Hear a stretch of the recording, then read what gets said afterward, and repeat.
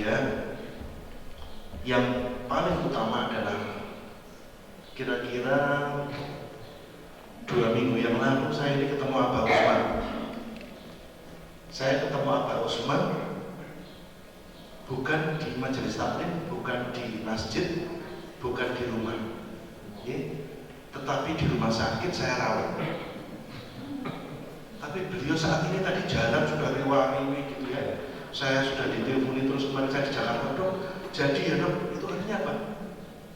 2 minggu yang lalu beliau ini masih sakit, ya, diinfus ya Pak ya. Saya datang ke kamar beliau, saat ini beliau sudah sangat sehat. Saya menggembirakan sekali. Ya. Mari kita bersama-sama sesuai dengan apa yang kita mampu, kita melayani umat Nabi Muhammad SAW. Saat ini kita ada di sini, kita berbagi, memberikan yang terbaik, berbagi kebahagiaan, berbagi kemanfaatan untuk orang-orang yang sehat. Nah, saya kemarin dan sehari-hari kerja saya ini sama-sama berkhidmat untuk umat Rasulullah, tetapi bagi orang-orang yang sakit, yang sehat juga ada untuk kontrol ya Pak Usman. Mudah-mudahan beliau selalu diberikan kesehatan, kita semua jamaah masjid, pengurus taklim selalu diberikan kesehatan, sehingga kita bisa berupaya memberikan yang terbaik. Karena sesungguhnya kemarin saya terus terang baru nulis buku ya, baru jadi. Kata pengantarnya dari Yai Mustafa Bisri udah jadi Pak Usman. Ya. Saya menulis bahwa rezeki itu bukan hanya yang kita terima, tetapi rezeki itu adalah yang bisa kita berikan, itu juga rezeki. Kebaikan yang bisa kita berikan itu juga rezeki. Jadi bukan sekedar lihat ATM dan kiriman itu saja, tetapi ketika kita kebaikan kita bisa kita berikan, maka itu sebuah rezeki yang besar. Termasuk kesehatan mentalnya buruk, jelek, kelainan-kelainan non sewu LGBT segala macam itu masuk di dalam pedoman penanganan gangguan jiwa. Ada bukunya tebal segini Pak, itu masuk gangguan jiwa. Jadi sebenarnya konsep sehat yang disampaikan oleh Rasulullah itu kalau hanya sekedar fisik sehat saja, kurang Pak, masih jauh. Yang dimaksud itu lebih daripada itu. Sehat yang dimaksud itu bayangkan fisik, mental, dan sosial. Tetangga sebelah sampai nggak makan, saudara ada yang sampai nggak makan. Ini sebenarnya gangguan sosial, dia nggak beres ini. Kok bisa tega ini makan sementara orang lain nggak makan, orang yang terdekatnya nggak makan, ibunya tersia-sia, anaknya tersia-sia. Ini secara sosial jelas tidak sehat. Nggak usah sampai daunnya Kanjeng Nabi, cukup dari WHO saja ini sudah kriterianya sudah tidak sehat gitu. Jadi kalau menurut saya apa yang didahulukan sama Kanjeng Nabi tadi, sumu tasihu tadi, sehat ini menyeluruh 4 hal. Fisik iya, mental iya, sosial iya, dan yang terakhir baru bebas dari sakit. Kalau sekedar bebas dari sakit saja, wah. Makanya puasa ini nun sewu mengajarkan kita untuk berbagi. Kita kumpul Pak, gara-gara ada media sosial, ada handphone, ada WA Pak. Kapan lagi Abah ini bisa kumpul seperti ini, apa nikmatnya gitu.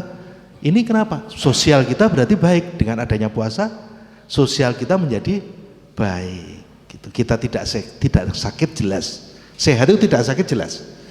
Tapi secara sosial dengan adanya puasa istimewa sudah. Sholat tarawih berjamaah, menyantuni orang-orang nggak punya, orang-orang yang butuh. Lah kalau kita sampai kriteria WHO kita tidak memenuhi, sangat disayangkan. Bapak dan Ibu sekalian yang dirahmati Allah,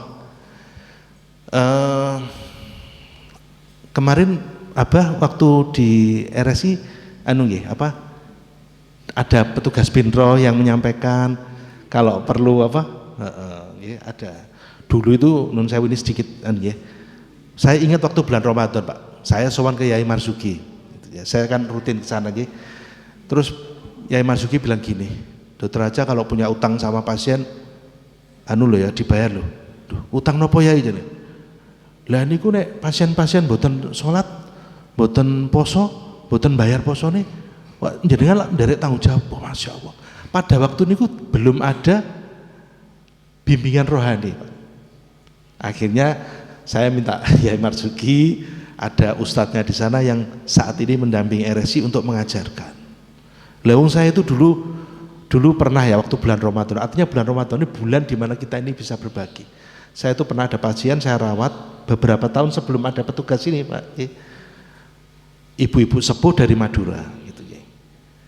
Ketika saya pulangkan ibu, hari ini panjenengan boleh pulang. Ibu sepuh ini nangis. Seneng banget gitu ya. Lu ibu kenapa Bu sampai kayak gini? Iya dok, saya senang sekali. Saya sudah 1 minggu dirawat dan saya setiap dengar adzan subuh itu saya nangis. Loh kenapa Bu? Ibu kan bisa sholat. Loh 1 minggu ini saya yang nggak sholat dok. Loh kenapa lah saya diinfus kok sholat? Wah ini bener Yai Marzuki ini berarti. Saya ikut salah, ikut tanggung jawab. Akhirnya sekarang ini alhamdulillah di RSI Unisma kita ada bimbingan rohani. Artinya apa Pak? Orang sakit di RSI, Unisma ataupun di rumah sakit lain saya nggak ngerti ya, itu kesehatan ini juga kesehatan mental juga harus baik. Tidak sekedar saya ini infus ngasih obat, melakukan tindakan-tindakan, tidak. Secara mental dia harus sembuh. Semua penyakit-penyakit rohani itu kan sebenarnya gangguan mental semua tuh. Ya, itu yang. Nah kemudian saya lanjutkan ya.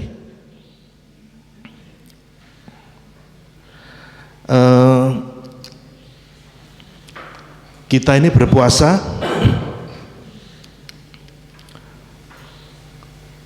boleh-boleh saja, tapi yang paling penting sebenarnya adalah kesehatan mental, kesehatan hati, kolbun salim yang jauh lebih penting.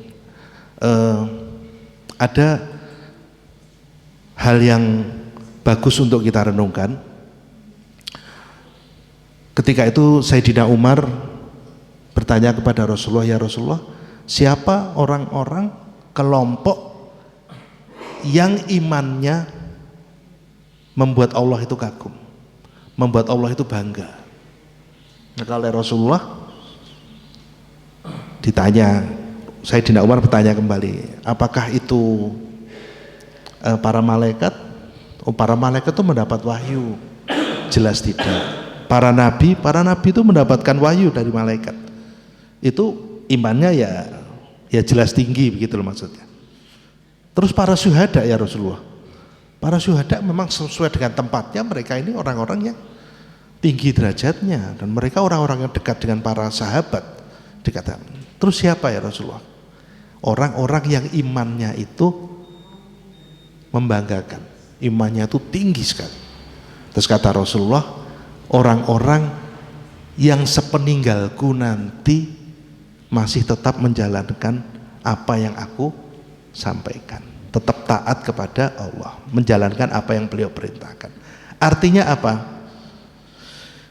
Puasa ini panjenengan kan semuanya, kita semuanya kan belum pertama ketemu Kanjeng Nabi, tapi berlapar-lapar, haus, kita tetap menjalankan.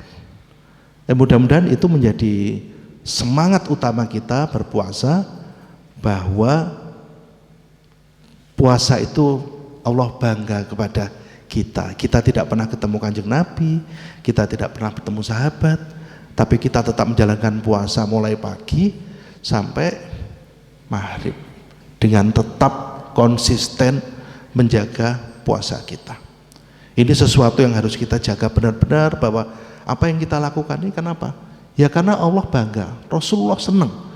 Sepeninggalku orang-orang yang masih taat kepada Allah. Ini panjenengan semuanya berpuasa. Ini luar biasa sekali. Bapak Ibu sekalian yang dirahmati Allah, konsep sehat yang ingin saya terangkan lagi, kalau konsep sehat jelas, puasa itu menjaga metabolisme, menurunkan gula darah, menjaga tekanan darah, kemudian kolesterol yang jahat. Kolesterol ada 2 Pak, kolesterol baik sama kolesterol jahat ya. Kolesterol yang jahat juga turun, kolesterol yang baik meningkat. Itu jelas Pak, sudah nggak bisa dipungkiri oleh semua ahli medis. Tapi saya tidak mau berpuasa karena ingin mencari kesehatan, itu saya tidak mau Pak. terlalu rendah kalau saya puasa itu Abah. Nggih, saya terlalu rendah. Saya ingin berpuasa yang betul-betul, saya itu khawatir banyak orang yang berpuasa hanya mendapatkan lapar dan haus. Lah banyak ini berarti ya Allah, mudah-mudahan bukan termasuk kita-kita semuanya. Kita betul-betul mengharapkan ridhonya Allah, berpuasa hanya untuk Allah saja. Berpuasa kita tidak pernah ketemu Rasulullah, kita tidak pernah bertemu sahabat, tidak pernah bertemu para syuhada, tapi kita tetap menjalankan dengan ikhlas, ya, dengan tetap semangat. Itu yang menjadi penguat kita, saya rasa. Ya. Kemudian yang kedua, saya titip sekali karena saya ada pengalaman tidak enak begitu ya pada waktu saya menjalankan ibadah haji. Saya sebagai salah satu pembimbing, saya nyiapkan obat itu 1 koper, Pak. Jamaah waktu itu dari Jakarta. Sampai di sana saat mau perjalanan sudah saya cek semua. Jamaah itu obat-obatnya sudah saya cek. Sampai di sana ada kondisinya bapak-bapak yang tiba-tiba drop. Bapak ini mempunyai gangguan jantung. Saya cek, Pak, ini obatnya sudah diminum belum? Belum, Dok. Yang ini, yang Bapak punya ini belum. Daftarnya ini, Pak. Ternyata belum semua, Pak. Saya masih ingat. Terus dia bilang gini, dokter, saya ini kan katanya doa-doa di sini diijabahi sama Allah semua. Saya kan ingin keajaiban. Saya ingin haji saya ini siapa tahu penyakit saya itu selesai semua. Jadi obat yang dokter saran enggak saya bawa semua. Allahu Akbar. Untung saya bawa, Pak. Saya cek obat-obatan, saya jejeli orangnya habis langsung, Pak. Jadi kan harus minum ini, saya tungguin, Pak. Sampai akhirnya orangnya bisa jalan. Sudah enggak bisa jalan, Pak Yai. Artinya apa? Ya sehat itu tetap dengan sebuah ikhtiar. Enggak apa-apa, nggih. Enggak apa-apa.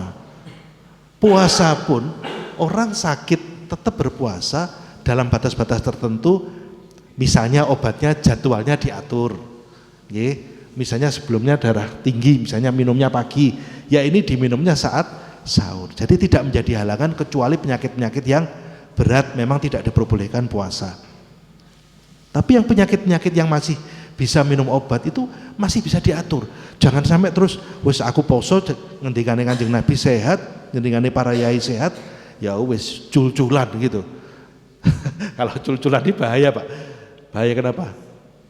Karena kadang-kadang banyak orang yang udah katanya sehat dok puasa, obat dilepas semua. Jadi artinya apa? Ya obatnya tidak bisa mengontrol. Saya ini terus terang, selain kita memberikan obat, kadang-kadang kita ini juga harus menasihati pasien bagaimana konsep minum obat. Seperti misalnya pasien hipertensi. Hipertensi itu darah tinggi Bapak Ibu, atau pasien diabetes. Pasien diabetes atau darah tinggi itu sering ketika diberikan obat pada saat puasa ataupun hari-hari biasa itu sering mengatakan gini, dok, berarti saya ini ketergantungan terhadap obat ya dok ya. Saya ketergantungan terhadap obat kalau minum obat ini. Terus saya bilang begini, ya bukan ngakali ya Bang ya, begini Pak, obat ini untuk ngontrol penyakitnya Bapak. Jadi kalau Bapak atau Ibu tidak minum obat ini maka terjadi komplikasi ke organ-organ tubuh yang lain, gitu. Terus saya bilang gini, tapi nanti kecanduan dok. Itu konsep yang nun sewu, yang salah kaprah. Jadi sebenarnya bukan kecanduan, kecanduan itu terhadap sesuatu yang buruk. Kecanduan narkoba, kecanduan hal-hal yang buruk, kecanduan medit gitu ya, kecanduan egois, nah itu. Kecanduan hal-hal yang buruk, makanan-makanan misalnya sudah usia 50 tahun ke atas, ya sesekali lah kalau ditraktir sama Abah Usman sate kambing itu ya sesekali gitu ya, jangan setiap hari gitu ya. Itu maksudnya tuh gini, jadi menjaga terhadap hal-hal itu ya, kalau sesekali kan boleh ya. Nah artinya apa? Terhadap hal-hal semacam itu harus dihindari ya. Jadi yang disebut kecanduan itu ada sabentino misalnya ke Kairo, ya itu sebenarnya sudah kecanduan kambing ya enggak, itu mungkin ya jangan lah ya, termasuk ya narkoba, rokok, hal-hal yang lain. Jadi kecanduan itu sesuatu yang buruk. Kalau minum obat itu baik untuk menyehatkan Bapak Ibu, menjaga organ-organ tubuhnya tetap stabil, tetap aman, tidak ada komplikasi, maka itu bukan kecanduan, karena itu sesuatu yang baik. Sampai di sini kan konsep sehat itu begitu. Jadi kalau ada yang mengatakan, "Dok, nanti ginjalnya bagaimana?" Justru nun sewu. Ini yang sering menjadi pertanyaan. Obat-obat seperti diabetes, tekanan darah tinggi, ini obat-obat yang didesain untuk puluhan tahun, Pak. Didesain untuk puluhan tahun. Artinya, kalau sampai seseorang tidak mengkonsumsi obat hipertensi atau obat diabetes, maka tidak usah nunggu 10 tahun, 20 tahun, Pak. Beberapa tahun saja, itu sudah mengalami komplikasi yang serius. Yang paling sering justru apa? Organ ginjal. Jadi bukan obat itu menyebabkan gangguan ginjal, boten. Jadi justru obat itu menjaga supaya nefron, sel-sel ginjal itu tidak mengalami kerusakan. Kalau mengalami kerusakan, periksa ureum kreatinin meningkat, diobati tidak bisa, terus lama-lama darahnya dicuci, tapi tidak di tempat pencucian sepeda motor, Pak. Itu sih enak itu, Pak, nggih. Kalau cuci darah itu naudzubillah, nggih. Kalau bisa jangan sampai ada yang cuci darah lah, nggih. Nah, itu sebenarnya salah satunya karena mengkonsumsi obat, nganggepin aku kok dikongkon dokter aja terus-terusan minum obat gitu. Nanti ginjal saya rusak, bukan, malah justru menyelamatkan supaya ginjalnya tidak komplikasi. Kemudian ke jantung juga, kemudian ke syaraf. Apalagi kalau misalnya non sewu, pas bulan Ramadan ada pasien yang dapat obat TBC. Obat TBC itu minimal diminum 6 bulan. Wah, itu pemerintah itu sampai membuat tim namanya petugas minum obat, karena orang 6 bulan minum obat tuh, waduh kok lama banget 6 bulan. Dia tidak melihat yang lebih berat. Nun sewu, pasien diabetes, pasien hipertensi itu selamanya Bapak minum obat, selamanya. Tapi dia tetap gak ada bedanya dengan orang normal. Paham maksud saya? Gini ya Pak, yang A ini pasien diabetes, pasien hipertensi. Yang A, dia minum obat, tensinya bagus, gulanya terkontrol, tidak ada komplikasi. Dibandingkan dengan orang yang B, orang B tidak minum apa-apa, dia juga tetap sehat. Gak ada bedanya A dengan B, status kesehatannya tetap baik, hanya bedanya apa? Ya betul, yang satu minum obat, yang satunya lagi tidak ngunjuk obat. Itu saja sebenarnya bedanya, Pak. Jadi harus semangat. Nah, pasien-pasien TBC, Pak, yang seharusnya minimal 6 bulan, ini banyak juga yang kadang-kadang berhenti. Dok, saya kepingin berhenti, kadang-kadang tanpa memberitahu dokter. Dia sudah berobat 4 bulan, hasilnya bagus banget, kemudian diberitahu seseorang begitu, saya tidak mau menjelekkan profesi lain gitu, pokoknya Bapak minum daun ini sama air putih tak suwuk, obat dari dokter gak usah diminum sama sekali, obat TBC-nya. Sebenarnya sih tidak apa-apa kalau misalnya Bapak minum obat ini disuwuk sama Pak Yainya, monggo obat dari dokter dilanjutkan, itu malah bagus, Pak. Kan air itu kan doa, gitu Pak, kita sudah paham. Disuwuk Pak Usman, disuwuk panjenengan, untuk putra putri, untuk teman, itu bagus. Tapi tolong jangan ditinggalkan obat yang rutin. Benar Pak, begitu pasien datang lagi, TBC itu kan yang paling berbahaya kan, sampai meningitis. Datang kembali sudah tidak sadar. Kita telusuri, loh kok bisa seperti ini? Setelah 1 bulan, 2 bulan, 3 bulan, 4 bulan hasilnya bagus, tapi tiba-tiba kok drop. Iya, karena katanya tidak boleh minum obat dokter. Nah, ini yang saya agak khawatir gitu.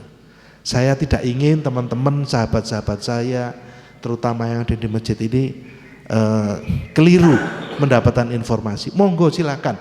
Bapak mau ngunjuk tanaman herbal, pokoknya jangan bubuk ya Pak. Kalau bubuk itu kadang-kadang jamu-jamuan bubuk itu dicampuri bahan-bahan kimia yang namanya dexamethasone, prednisolon sebagainya macamnya. Kalau yang lain-lain bikin sendiri beras kencur atau apa, monggo silakan. Tapi kalau Bapak sedang dalam terapi dari obat dari dokter, sebaiknya tetap dikonsulkan. Itu yang saya bisa sampaikan, sehingga puasa kita tidak terus kemudian tanpa ikhtiar sama sekali. Wah, puasa sehat berarti tidak perlu obat puasa. Tidak begitu. Yang kedua, puasa ini lebih daripada sehatnya, itu lebih daripada sekedar bebas dari penyakit, sekedar hanya sehat fisik, itu jauh. Puasa ini urusannya udah urusan akhiratnya Pak, urusan luar biasa. Puasa ini tidak bisa dibandingkan dengan apapun juga lah. Karena apa? Kalau konsep kita memandang puasa itu sehat itu hanya untuk urusan fisik saja, berarti itu sama saja dengan kita nganggep bahwa puasa itu hanya urusan dunia. Padahal dunia itu kan kata Rasulullah seperti seorang pengendara naik kuda, berhenti sebentar minum obat, kemudian berjalan lagi. Kalau kita menganggap bahwa konsep sehat karena puasa itu tadi hanya untuk urusan kesehatan fisik, maka ini masih kurang.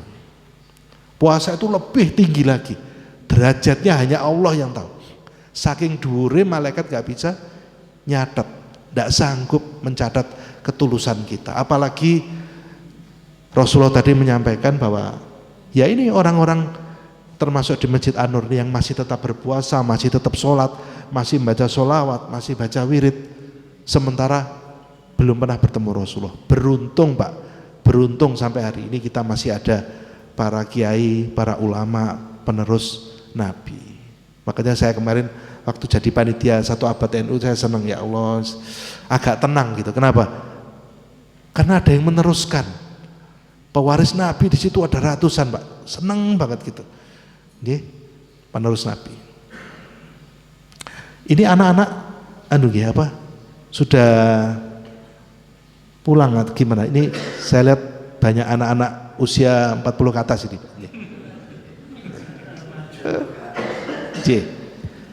Enggak apa-apa. Ini apa yang Bapak Ibu lakukan ini saya rasa sesuatu yang luar biasa, memberikan contoh. Sedikit Pak informasi, di RSI Unisma itu ada dokter spesialis andrologi. Andrologi itu ngurusi keharmonisan suami istri, termasuk ngurusi untuk nun sewu kemandulan. Kemandulan itu bukan masalah potensi seksual loh Pak, tapi kemandulan itu banyak hal gitu. Itu di RSI Unisma kita ada semacam itu. Kenapa saya sampaikan Pak? Kenapa? Karena saya ini baru paham saya ini setelah saya buka, kadang saya dengar pengajiannya Gus Baha, saya juga pernah ke sana sowan beliau juga. Itu beliau menyampaikan bahwa konsep anak ya, makanya di RSI Unisma dokter spesialis itu ada Pak. Artinya yang belum punya momongan itu bisa datang ke sana, ataupun yang menjaga keharmonisan suami istri itu ada di sana. Gus Baha menyampaikan bahwa anak itu adalah penerus sujud kita. Penerus sujud Pak. Sementara sujud itu adalah sesuatu yang paling berharga di dunia, itu adalah sujud. Nanti yang diaudit sama malaikat, yang dihisap itu adalah sujud kita. Itu lebih mahal dari apapun, kata Gus Baha. Nah sementara itu Pak, saya baru tahu bahwa sujud kita itu masih bisa diteruskan. Anak itu adalah penerus sujud kita. Anak penerus sujud kita.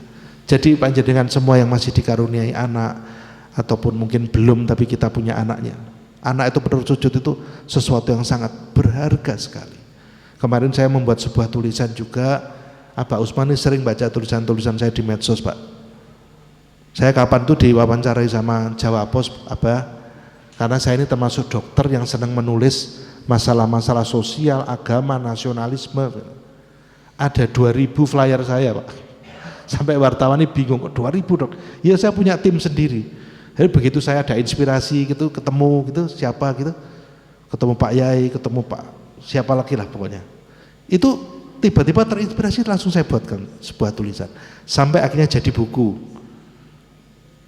Kemarin buku itu juga diberi kata pengantar dari Gus Lukman, almarhum Gus Lukman Barul Mafiroh, terus kemudian ada Ustadz Husain Sahab, terus dari Yai Mustafa Bistri Rembang, itu juga memberikan apresiasi dari apa yang saya tulis selama ini, yang ada ribuan itu Pak. Ini bukunya udah terbit, nanti saya titip, kalau ada perpustakaan saya titip di sini ada 1-2 untuk barangkali bisa dipakai untuk menjaga silaturahmi kita nih Pak. Saya di sini tidak berarti saya yang mengajari, mboten, saya tetap minta barokah dan bimbingan bapak-bapak semuanya. Saya senang banget. Ini masjidnya istimewa ini Pak Usman. Dan saya ini senang tadi masuk sini tidak ada yang pakai masker. Saya senang. Kecuali panjenengan gitu. Enggak apa-apa. Karena gini ngapunten. Kemarin itu Desember saya berangkat sama Al Rifai umroh sama keluarga, sama ibu saya tadi. Itu hampir tidak ada yang pakai masker. Waduh, saya bahagia Pak. Bahagianya Pak, ini berarti orang-orang di depan saya ini tambah sehat-sehat semua. Gak ada yang pakai masker kecuali 1-2 orang dari Indonesia. Wis negara lain, wis lost doll ya Mas ya. Wis, nah di sini juga begitu saya lihat nggak ada. Saya bersyukur bahwa berarti era sehat kita semakin ke depan. Kita bisa puasa dengan enak, sholat bisa.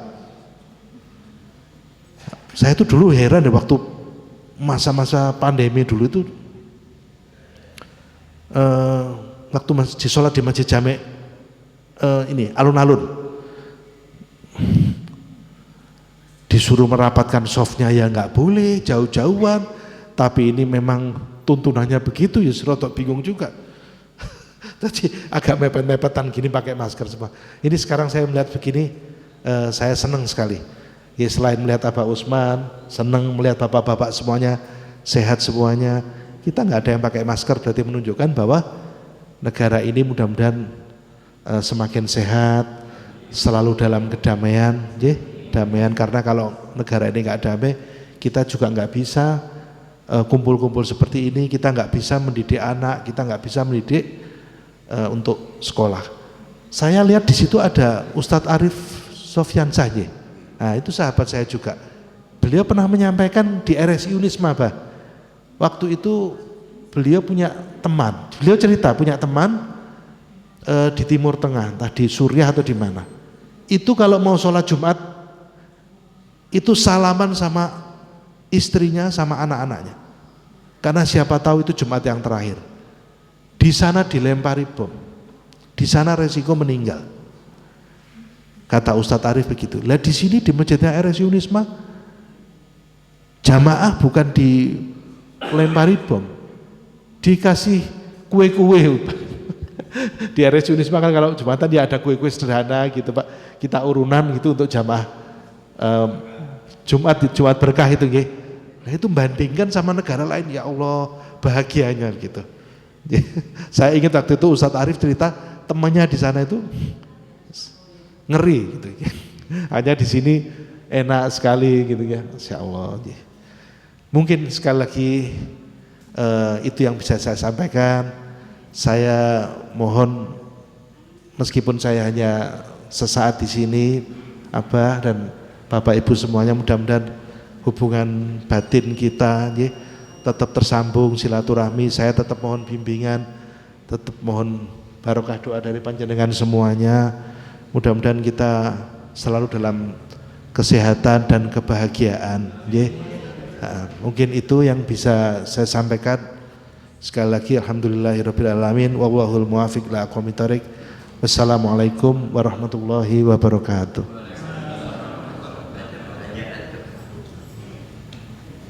Oh, Silakan, monggo kalau mau bertanya, malah senang saya.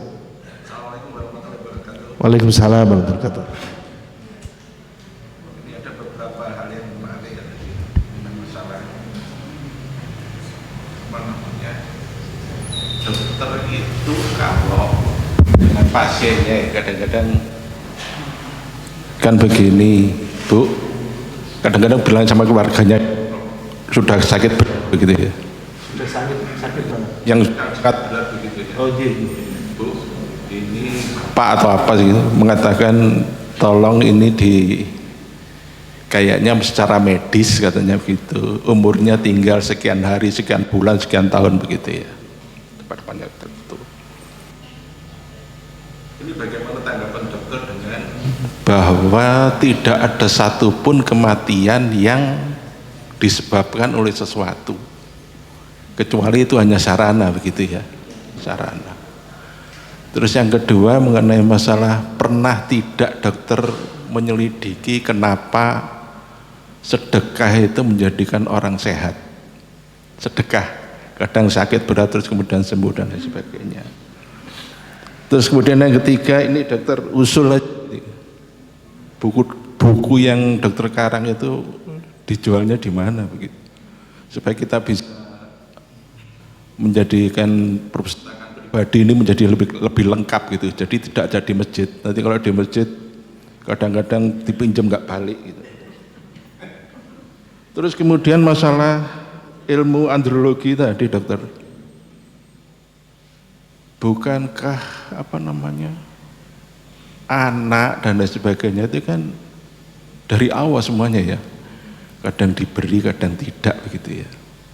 Tapi terus bagaimana hubungannya bisa dianalisa dengan, memang kadang-kadang berhasil begitu, kadang-kadang begitu. Tapi kok saya masih yakin bahwa ini semua itu dititipi. Ada yang kalau dititipi nggak mampu, makanya Allah menahan begitu.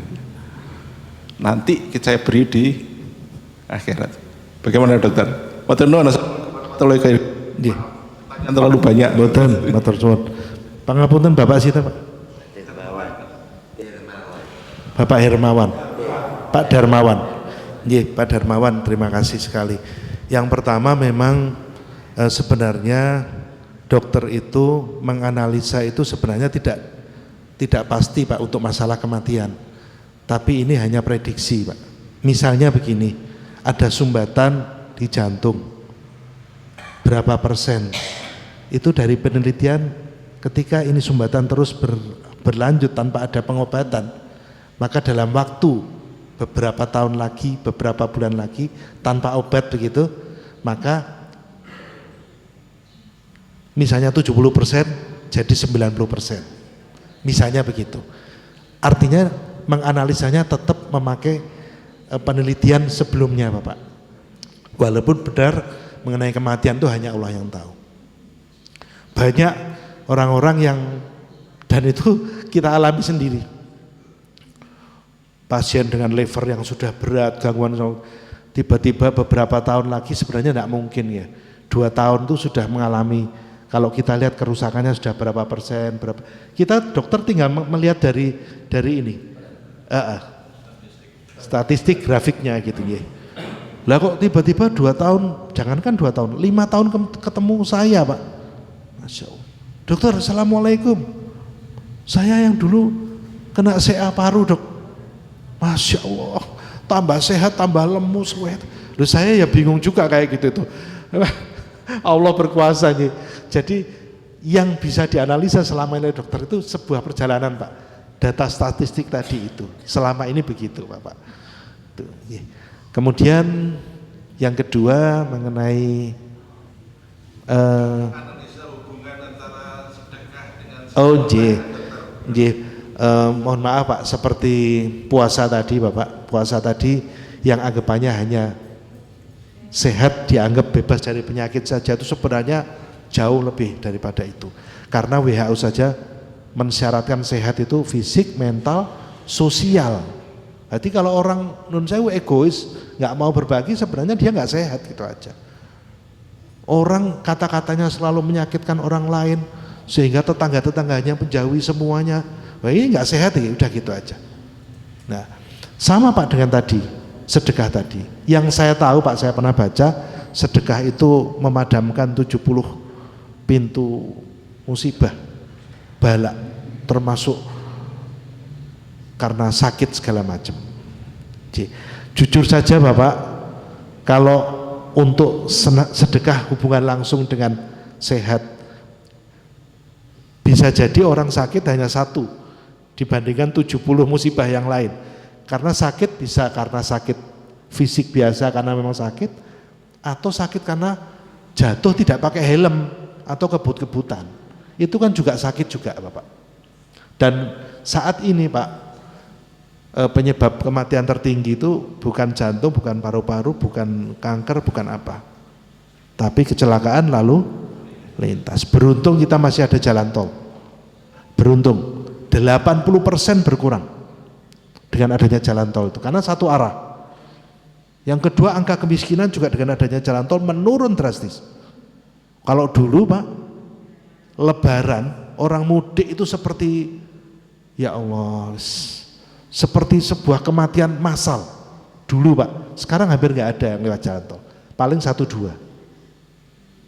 Itu pun tidak frontal, tapi paling-paling nutul dari belakang. Jadi angka kemiskinan juga turun loh dengan adanya jalan tol itu. Kenapa kok bisa? Lah bapaknya gak sido mati, bapaknya masih bisa mencari nafkah, ya kan? Artinya masih banyak anak-anak yang terselamatkan masa depannya, begitu sebenarnya. Yang ketiga mengenai dokter andrologi, yang andrologi itu begini Pak, pangapunten sekali. Kadang ketika seseorang menikah cukup lama, 1 tahun belum ada tanda-tanda, itu sudah berapa persen perlu pemeriksaan. 2 tahun, 3 tahun, 5 tahun, loh, kok belum ada tanda-tanda? Semestinya kurang dari 1 tahun itu sudah ada tanda-tanda hamil, gitu normalnya, tapi kok belum. Nah biasanya Pak, baik yang laki ataupun perempuan itu sama-sama egois, satu, yang kedua mungkin agak malu, tidak mau periksa. Fungsi seksual baik Bapak, fungsi seksualnya baik, tetapi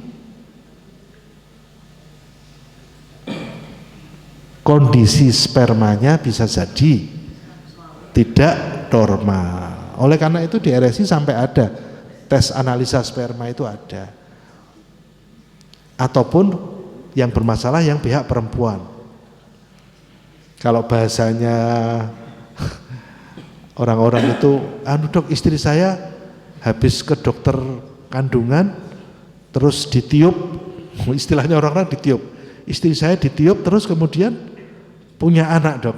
Bukan ditiup sebenarnya, tapi itu dengan pemeriksaan ada kayak semacam penghambat begitu yang kemudian menjadi baik di saluran-salurannya itu, tapi bahasanya ditiup ya. Itu begitu Bapak. Jadi sebenarnya karena biasanya durung duwe anak itu biasanya memang anak memang takdir ya Pak, tapi sebenarnya ada ikhtiar. Ketika 1 tahun, 2 tahun itu ada teorinya Pak. Oh 2 tahun, 3 tahun kok belum punya anak, semestinya ini sudah harus periksa ke dokter. Mungkin yang pertama kali ke dokter kandungan dulu bisa Bapak. Biasanya laki-laki agak egois, awakmu dhisik sing wedok dhisik, periksa kandungan. Di RSI kebetulan dokter kandungannya semuanya perempuan Pak. Karena Pak Yai itu kadang-kadang kalau ini anaknya mau melahirkan gitu titip ke saya, dok, betul-betul dokter wedok dok. Dulu dokternya ada yang laki, akhirnya pas kebetulan yang laki sudah pindah, yang masuk perempuan semua. Jadi kalau saya dititipi sama beliau-beliau Pak Yai, dokter wonten sedaya wedok sedaya Yai dokter. Saya seneng begitu nggih. Pertama diperiksakan ke yang perempuan dulu, diperiksakan kandungannya begitu nggih. Setelah kandungannya misalnya nggak ada apa-apa, baru kemudian beralih ke yang laki-laki. Yang laki-laki itu potensinya seksualnya baik Pak, berhubungan seksual normal baik, tapi bisa jadi Pak, sperma itu bisa jadi kadarnya kurang. Itu bisa diobati Pak, bisa diobati Pak, ya. Bisa diobati dan menjadi lebih baik lagi. Cuman kalau berobat ke RSI Unisma untuk vitalisasi laki-laki ya pokoknya jangan terus kemudian nambah lagi, ngeten nggih Pak, nggih. Wis cukup satu aja. Kata Gus Ali Masyhuri, kata Gus Ali lho nggih, bojo iku siji ae. Lho ngoten ya nggih. Iya, bojo iku siji ae, tapi rasanya kok bojo papat. Waduh. Terus kita tanya, lho dos pundi niku Yai maksudnya? Ya wis pikiran dhewe. Nggih, beliau suka bercanda memang nggih. Yang keempat Bapak, mengenai buku saya, memang buku saya itu sebenarnya sudah beberapa kali judul kita revisi terus karena sudah habis begitu. Nah ini sudah ada 500 eksemplar, nanti informasinya saya sampaikan ke Abah Usman. Bukunya itu tulisannya pendek-pendek Pak, tulisannya hanya quote-quote yang biasanya saya tulis sendiri, sebagian besar saya tulis sendiri, sebagian besar dari para yai, para habaib, sebagian besar. Dari Yai Mustafa Bisri, kalau beliau tiap Jumat WA saya, itu juga sebagian saya tuliskan, tidak semuanya. Dan saya sudah mendapat restu dari beliau, karena beliau seorang penyair, pengarang buku gitu. Kebetulan saya juga suka mengarang, dan saya sudah beberapa kali ketemu beliau. Maka saya lega ketika beliau menuliskan kata pengantar di buku itu. Itu menjadi semacam privilege untuk saya gitu. Nanti insya Allah nanti melalui Abah Usman informasinya bisa disampaikan. Matur nuwun sangat Pak. Tapi jujur Pak, itu saya juga untuk menasihati diri saya sendiri. Saya diberi buku tebel-tebel sama Yai Soleh Pondok Ngalah, Purwosari, diberi tebel-tebel itu beliau cuma bilang gini, saya nyetak ini banyak ini Pak Dokter, sing angel mek siji ngelaksanakno ning bukune iki lho. Itu yang paling berat Pak, sehingga saya sendiri juga masih sering baca buku itu untuk menasihati saya sendiri. Saya butuh bimbingan dari panjenengan semuanya. Saya senang banget ada di sini Pak. Masjidnya udah full AC ya Pak, kayak di Madinah gitu Pak ya. Luar biasa. Oh AC-nya berapa nih Pak? 1, 2. Ada 6 ya. Waduh, mantap ini. Nggih. Nggih. Nggih. Tadi diantaranya memang dokter dari statistik yang dipelajari sehingga bisa meneruskan kontinuitas dari sana. Karena ini pengalaman istri itu kan teman kita yang kita tahu lah statistiknya lebih tahu kan gitu ya. Suatu saat entah karena pikiran sehingga darahnya tinggi, gitu kan? Darah tinggi, periksa dapat obat, terus merantak sampai ke jantung. Kalau suaminya lihat itu obatnya tuh segunung, karena sudah punya darah, ya. Gak pernah begini kok begini. Coba latihan sekarang olahraga, saya bilang gitu untuk treadmill malah saya lebih bagus. Terus jantungnya ini ibu ngesero, jadi ya normal gitu loh. Nah seperti begitu bisa nggak kita sebagai suami coba nanti melihat minum, kalau sudah minum obat itu kan wah perlu waktu, wah ya gitu. Akhirnya saya bilang, kalau sudah treatmentnya bagus, nggak ngongsro ya ini jantungnya mestinya juga nggak apa-apa gitu. Nah ini boleh nggak saya itu begitu ya? Dan melihatnya tuh kok, wong dulu nggak apa-apa kok sekarang gini. Kalau yang darah oke terus memang itu. Nah yang tiba-tiba mungkin karena pikiran sehingga terjadi darah naik itu kan, kemudian sampai ke analisnya sampai ke jantung. Nah itu ngapunten, ini pengalaman terjadi. Boleh nggak saya berbuat begitu karena ya kita tahu statik melihat kondisi dan semuanya. Jadi obatnya ada yang sebagian di stop gitu Pak? Ya. Iya. Seperti jantung gitu. Iya. Baik Bapak, begini, memang ada obat-obat utama Bapak. Ada obat-obat yang untuk penyakit itu obat utama Bapak. Kemudian ada lagi obat yang untuk simptomatik. Jadi pengobatan sebenarnya dua, penyebab utama sama gejala Bapak. Kalau gejalanya memang tidak muncul, obat yang utama itu aja yang dilanjutkan, tidak apa-apa. Misalnya begini, ada seseorang kena radang tenggorokan yang berat gitu ya Pak ya. Terus kita beri resep. Untuk peradangannya itu diberikan obat. Ya tadi ada yang nyebut apa faringitis, apa tonsilitis. Pokoknya tis itu peradangan di daerah tenggorokan gitu ya. Itu dapat antibiotik Pak. Dapat antibiotik. Terus kemudian 1 hari 2 hari yang seharusnya 5 hari, 1-2 hari itu sudah enakan. Itu obat yang sebelumnya dia itu greges, pilek, batuk, tidak ada keluhan lagi, itu boleh dihentikan. Jadi kalau nun sewu, kalau kemudian ngongsorongnya tidak ada lagi, segala macam tidak ada, itu masih boleh Pak, masih ditoleransi begitu Pak. Jadi, tapi obat utama Pak tetap diminum. Misalnya obat utama kelihatannya obat utama itu untuk darah tinggi, karena darah tinggi itu juga menyebabkan komplikasi ke yang lain. Jadi ketika obat darah tingginya diteruskan saja, bisa jadi Pak, menyebabkan perbaikan di banyak hal tadi. Gitu. Yang saya sampaikan tadi itu termasuk obat-obat utama itu jangan sampai di stopi semua hanya karena nanti kecanduan Dok. Nanti ketergantungan.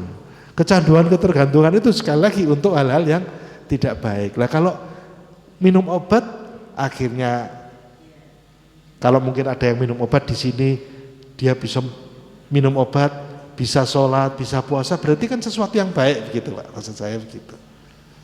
Kalau Pak Usman mungkin ada obat, mungkin saya ada obat, panjenengan obat, itu dilanjutkan saja karena itu untuk kebaikan Pak. Itu kemarin tuh Pak Usman tuh 2 minggu loh. 2 minggu yang lalu maksudnya, ya. Saya begitu keluar dari kamarnya Pak Usman itu, maaf ya saya ngomong ya Pak Usman ya. Waduh Pak Usman itu dulu itu kiprahnya untuk masyarakat itu luar biasa dokter. Nggih kula pun paham, kula pesapal kok. Saya senang, apalagi sekarang begini, waduh begitu Pak Usman pulang itu saya ya sama teman-teman itu berharap mudah-mudahan beliau bisa tambah sehat gitu ya. Pak Usman usia berapa sekarang ya? 32 Pak? Baik. Penampilannya 32 enggak apa-apa pokoknya. Enggak, saya senang sekali. Jadi ini sebenarnya obat-obatan segala macam, kita menjaga kesehatan ini supaya kita bisa berkiprah lebih banyak lagi lah. Sesuai dengan apa yang kita mampu. Nun saya Pak, saya tidak bisa berbagi uang, tidak bisa berbagi ilmu, tapi saya akan tetap setia untuk berbagi pelayanan kepada pasien-pasien yang membutuhkan. Semampu saya Pak, karena saya latar belakangnya dokter. Kalau panjenengan para yai, para ulama ya berbagi ilmu, saya tidak bisa ya harus berbagi pelayanan begitu. Itu selalu saya sampaikan ke teman-teman. Sawai dewe arep bagi uang gak iso, ya itu tadi. Waman ahyaha faka'anama ayana sejam, dari Gus Bahak tadi. Siapa yang memelihara kehidupan seorang manusia, dia sama dengan memelihara seluruh jiwa. Itu Pak, hiburan buat kami Pak, petugas medis Pak. Mohon doanya mudah-mudahan kami diberi kesehatan untuk bisa merawat masyarakat.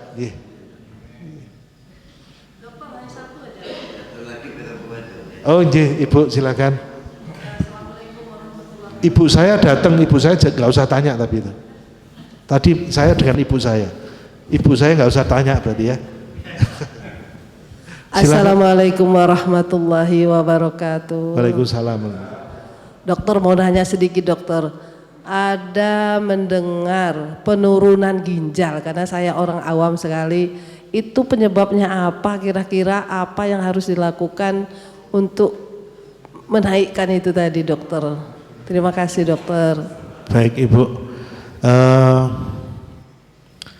saya bicara yang paling ekstrim ya Bu ya. Saya bicara yang paling ekstrim, kondisi ginjal yang cukup berat, yang paling ditakuti itu cuci darah atau hemodialisa. Orang-orang nyingkatnya HD begitu nggih.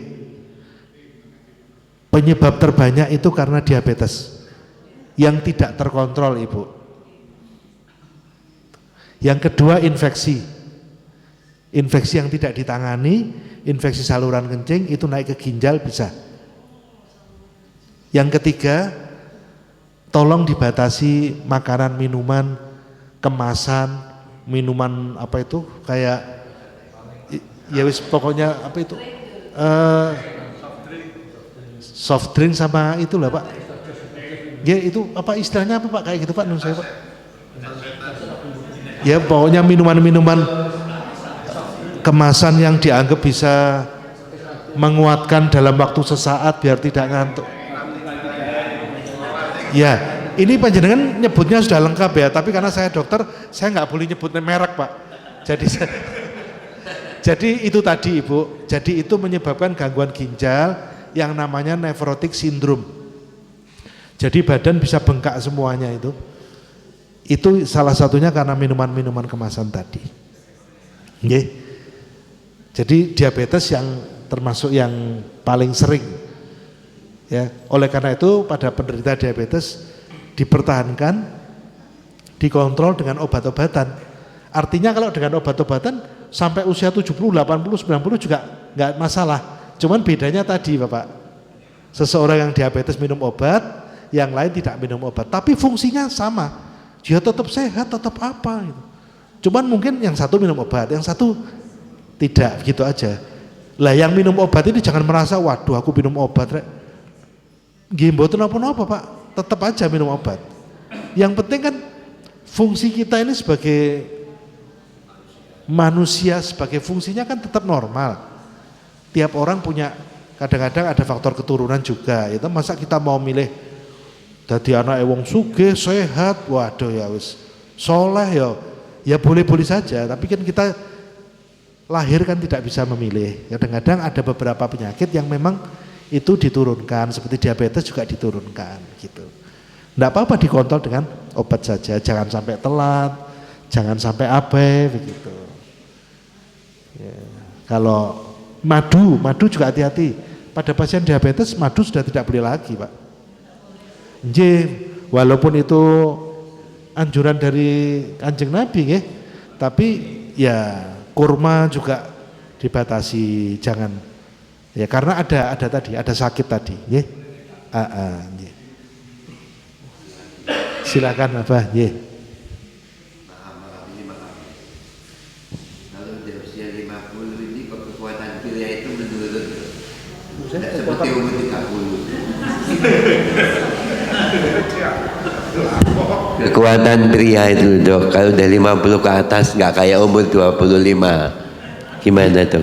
Jaganya? Ya begini, ini nggak apa-apa ya, ini saya rasa, makanya itu tadi Pak Usman, di RSU Unisma itu ada dokter spesialis baru, namanya andrologi. Andrologi itu untuk ngurusi laki-laki, kekuatan potensi seksual laki-laki. Dalam?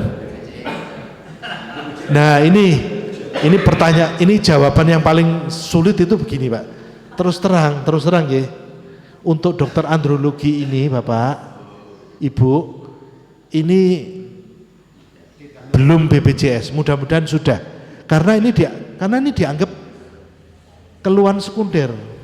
Padahal sebenarnya ini juga penting, tapi saat ini belum Pak, mudah-mudahan kalau nanti Abah Usman mengusulkan barangkali Pak, nggih. Atau yang ada di anggota DPR mengusulkan ini bisa masuk BPJS, so saya lebih seneng gitu loh. Kalau yang lain-lain hampir semuanya yang ada di RSI semuanya BPJS kecuali satu, ya ini saja. Tapi paling tidak ini ada berita gembira lah, ya toh? Ada berita gembira bahwa saya pernah ini Pak, sekarang ini eranya keterbukaan loh. Suatu saat ada pasien saya laki-laki begitu nggih. Sama perempuan, dua-duanya pasien saya. Tapi mengalami kemunduran yang laki-laki. Yang lapor ke saya itu bukan yang laki-laki, tapi yang perempuan. Akhirnya Pak, saya arahkan gitu nggih. Yang perempuan itu bilang gini, alhamdulillah dokter, kulo sakniki sida riyo kali bapake. Nggih, matur nuwun Pak. Jadi monggo, cuman mohon maaf Pak Usman, masih belum ada BPJS. Saat ini belum ada Pak. Saat ini, tapi suatu saat nanti sebagai sesuatu kebutuhan saya rasa perlu juga, karena ada dokter spesialisnya Pak kita, dan itu termasuk sesuatu yang perlu ditangani begitu.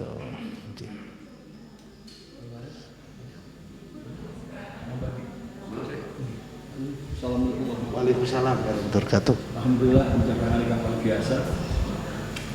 Ketinggalan definisi dari USO dari WHO tadi kan sehat tadi, jadi alam bebas dari penyakit fisik, mental, sosial, betul, Sama terbebas dari sakit.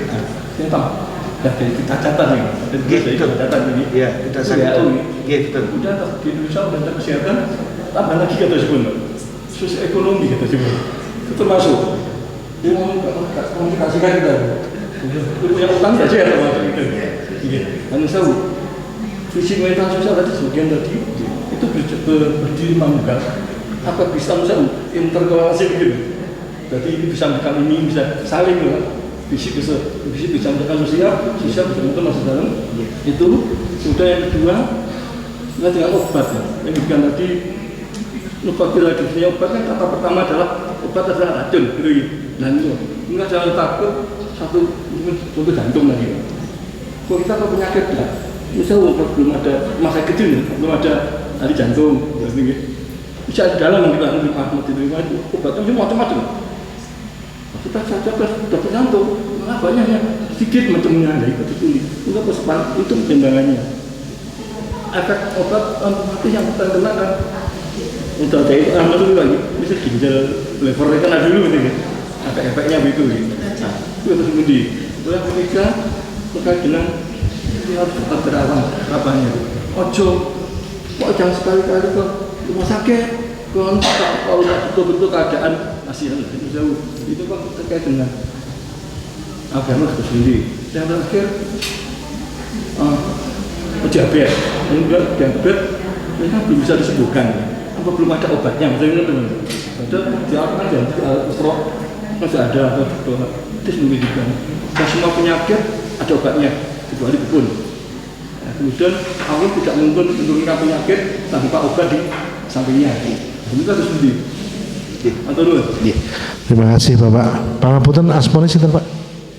Adi Pak. Pak Adi. Numpang tamu aja.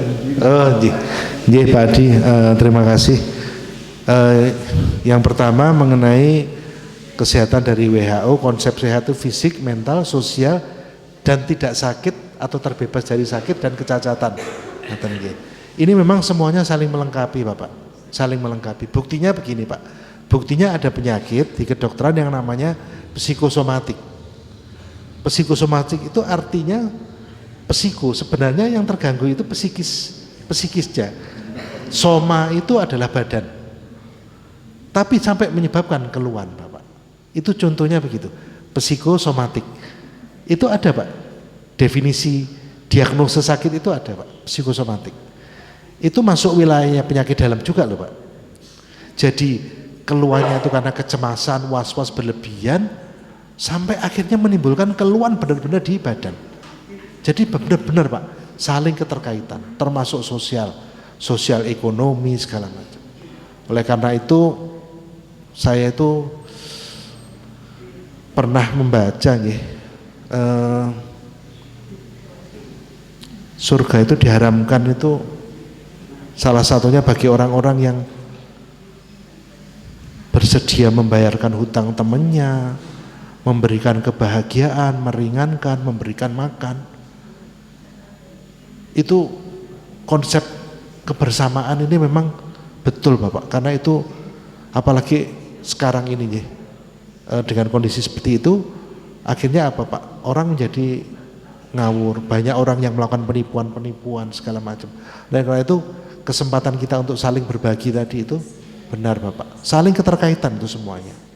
Orang-orang yang dalam kondisi yang sangat lama mengalami kondisi yang berat secara ekonomi, itu juga bisa menimbulkan gangguan secara psikis, mental, dan fisik, Pak. Ada istilah gelandangan psikotik. Jadi mereka yang sudah hidupnya itu keliling, nggak ada kerja sama sekali, itu lama-lama terganggu jiwanya, Pak. Itu benar saling terkaitan. Makanya puasa ini harus menjadi tempat bagi kita untuk betul-betul berbagi sesuai dengan apa yang kita mampu, Pak. Sesuai dengan apa yang saya bisa berbagi pelayanan kesehatan, yang lain mungkin bisa berbagi sedekah atau apa gitu. Saya itu dulu, Pak, pernah di Jakarta, mohon maaf, mudah-mudahan sebagai aja ya, rasa syukur saya. Jadi saya itu dulu pernah bekerja di sebuah rumah sakit. Saya punya kenalan satpam di rumah sakit itu tinggalnya di Bogor, Pak. Anaknya 4. Waduh, gimana caranya mencukupi anak-anaknya itu, gimana caranya gitu? Anaknya 4, Pak, tinggalnya di Bogor. Orangnya baik banget. Akhirnya saya ini kepingin berbagi, tapi saya nggak bisa mencukupi semuanya toh, Pak. Gitu. Akhirnya saya punya akal. Saya belikan beras saja, Pak. Yang saya mampu saya belikan beras. Lauknya urusannya Pak Satpamnya. Lah untilalah wong di Bogor, Pak, gitu. Ya ada tahlilan, ada apa, ada selamatan segala macam kan ya. Rezeki ada aja, tapi paling tidak saya itu merasa, Pak, aman, anak 4, terus satpamnya sama istrinya itu sampai 1 bulan itu sudah saya backup, Pak.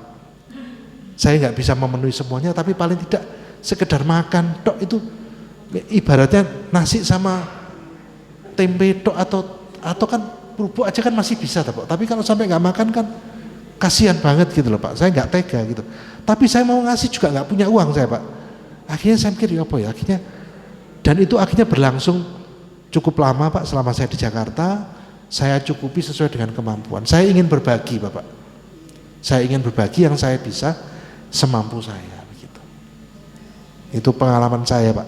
Jadi kita memang harus betul-betul berbagi. Saya senang Pak Usman bolak-balik saya diajak terus acara-acara ini. Saya rasa yang kita berikan itu sesungguhnya uang kita yang akan menolong kita nantinya, uang sesungguhnya sejati ya uang yang kita berikan bagi sesama, itu aja.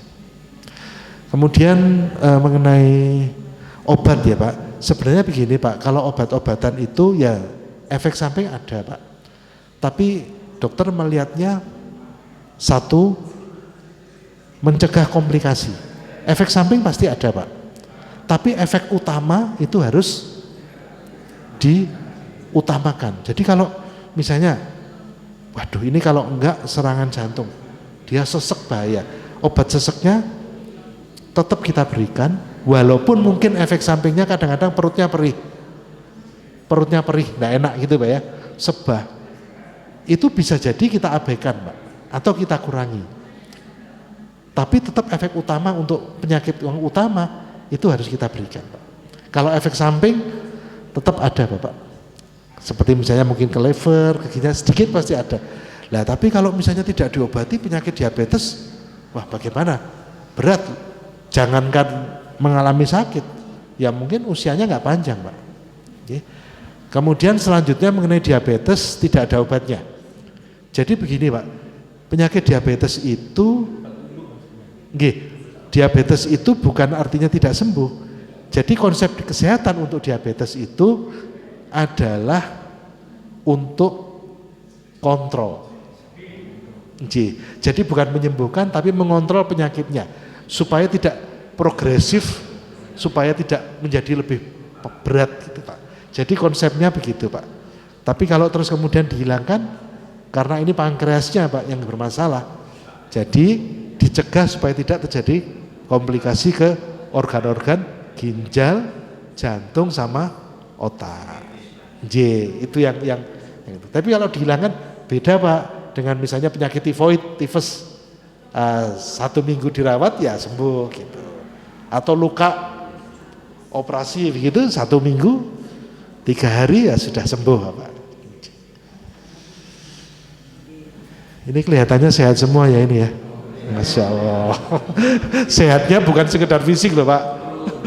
Jadi kan sehatnya luar biasa. Masya Allah. Ada lagi mungkin? Cukup ya, saya mohon maaf dan terima kasih sekali saya diberi kesempatan untuk datang ke masjid yang ini berapa tahun Abah? Masjidnya ini sama berdiri berapa tahun? 3 tahun.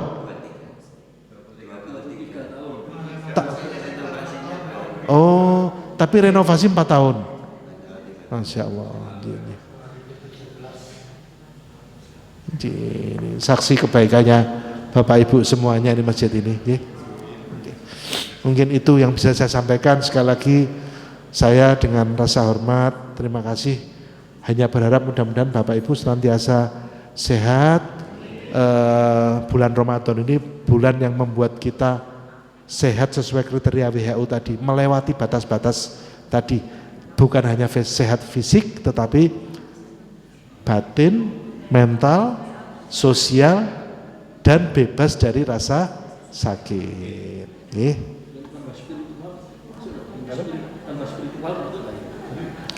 Iya, spiritual ini kalau di situ dimasukkan ke mental Bapak. Kalau spiritual ini kayaknya lebih dalam lagi, lebih dalam. Kalau mental ini tidak sampai itu. Tapi spiritual, sholawatan, zikir itu menurut saya itu masuk kriteria spiritual yang lebih dalam lagi Bapak. Itu juga luar biasa itu kalau bisa dimasukkan. Dan itu sebenarnya WHO itu menyampaikan seperti itu juga kita bisa memberikan variasi-variasi juga seperti tambahan spiritual, tasawuf, sholawat itu bisa masuk kriteria itu.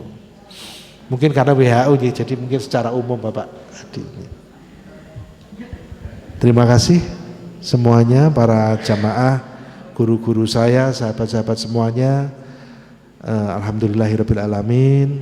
Wallahul muwaffiq ila aqwamit thoriq. Wassalamualaikum warahmatullahi wabarakatuh.